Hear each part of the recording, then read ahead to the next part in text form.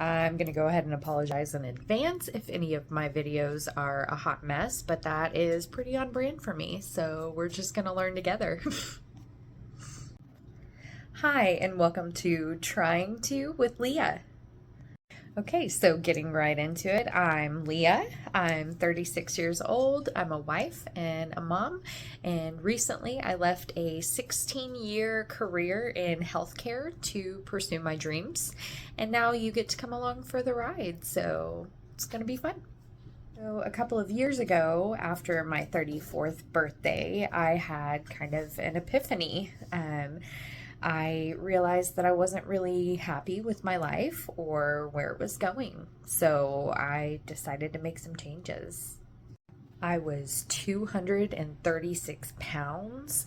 I was dealing with a ton of health issues like fibromyalgia, high blood pressure, chronic kidney stones, all kinds of different health issues. I was in a job that was pretty high stress.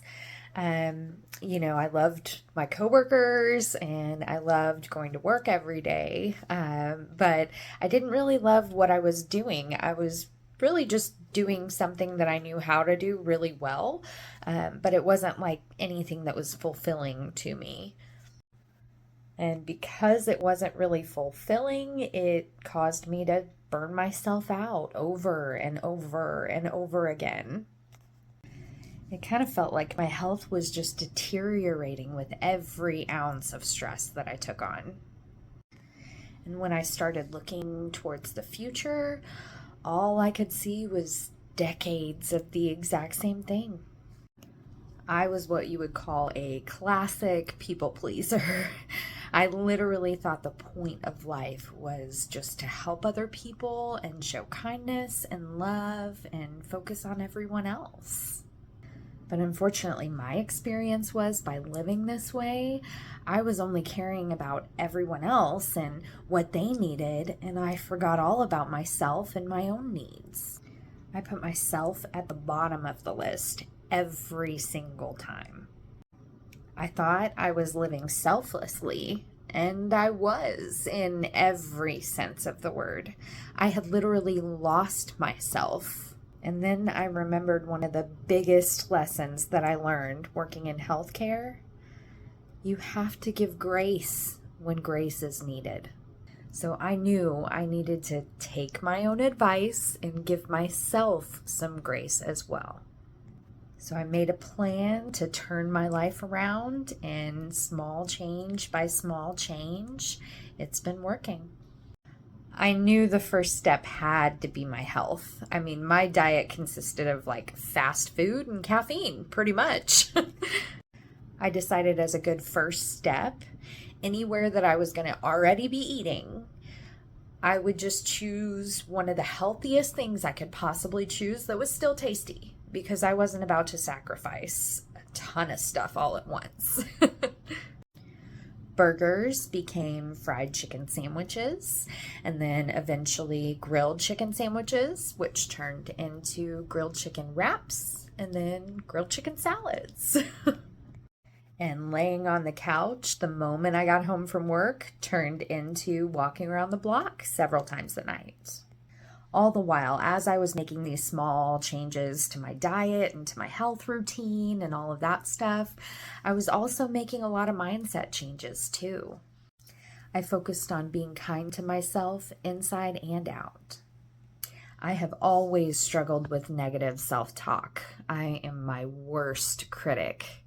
If I do something that I don't like, or if I just don't do it well enough, I am really, really hard on myself, especially when I completely make a mistake or fail at something. And then I realized something. If I saw somebody saying those things to one of my friends, I would be very upset and intervene. I definitely am not a fighter, but I would want to fight at that point. So after catching these thoughts for a while and turning them into something positive, it finally started to click. things got easier and easier. I kind of took control of the narrative and started, instead of hearing all of this negative self-talk all day long, I started flooding my own brain with positivity, optimism, hope, self-confidence, all of that. I also chose to reduce my own stress in any way that I possibly could. Of course, exercise and walking around the block definitely helped with that. But, if you've ever talked to my mom, you know that her nickname for me when I was a kid was Worrywart. And that's how I've lived my life. I worry about things all the time for no reason, things that don't need to be worried about. But fortunately, I have some really wonderful people in my life, and my amazing husband was the one who reminded me that zero problems in this world have ever been solved by worrying about them. You can strategize, you can think about a problem and think about the solution for it, but just worrying about the problem and creating those worst case scenarios over and over in your head is not going to do anything at all but stress you out and make you feel bad about yourself. So I made all of these changes over the course of about a year and a half or so. And by the time I actually stopped to kind of look back on things and look around for a moment at everything that I had done, I was in absolute shock at where I was at. I had dropped 60 pounds, so I was down to 176, and I had made gigantic changes in my life with my health, my mindset. I wasn't struggling with half of the health problems that I was dealing with. Things were just much easier, and I was starting to find the fun in life again. I even decided to put in a notice at work and leave the traditional workforce, which was a huge, huge change. But hey, I figured if I'm going to work, 40 plus hours a week, it might as well be for myself, where I'm the one that benefits. I have always wanted to be a writer, so I'm going to pursue writing. So as I was working out my notice, I was writing my book, I was focusing on my health and walking around the block every night and, multiple times. So a little over 4 miles a day.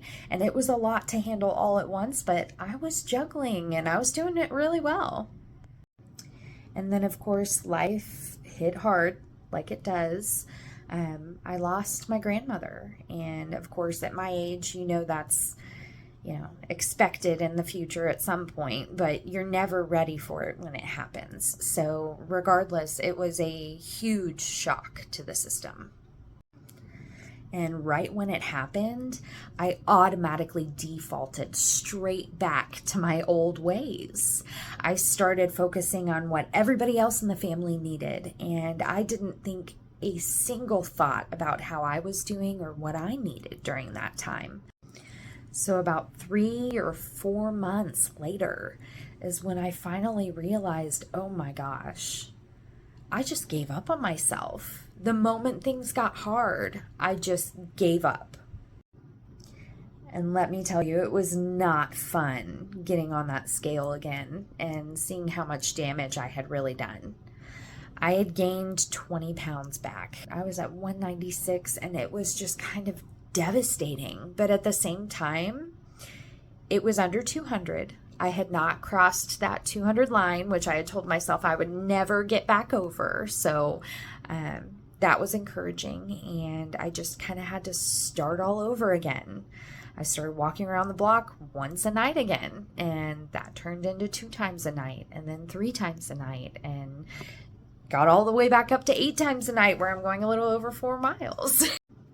So currently I am back down to 184, not quite the 176 that I was at yet, but we are going to get there. And I'd like to have you come along for the ride. Okay, so here's a little preview of what you might see. It's the Branson story. So a couple of years back, my husband and I were celebrating our anniversary, and we decided to plan a trip to Branson, just the two of us, romantic getaway before Christmas. And as a special surprise, my parents had decided to pay for a helicopter ride for us to see the Christmas lights, which was just amazing. So we were super excited about that. And I was conquering a fear because I've always wanted to go in a helicopter, but I've always been afraid of heights. I have a hard time on airplanes. So helicopter is not really, in my opinion, safer looking, at least, than an airplane. I don't know if they're safer or not. Anyway, so we were just going to squeeze in one more location before this helicopter ride deal. So we went to Ripley's, believe it or not, and if you've ever been in there before, they have there's like a spinning tube thing that you walk through, and it's quite disorienting. It is like, I mean, it's like zebra stripes going around and around and around to where you're like, okay. So, unfortunately, shortly after you walk out of the tube is stairs. And I've never been how do I put this?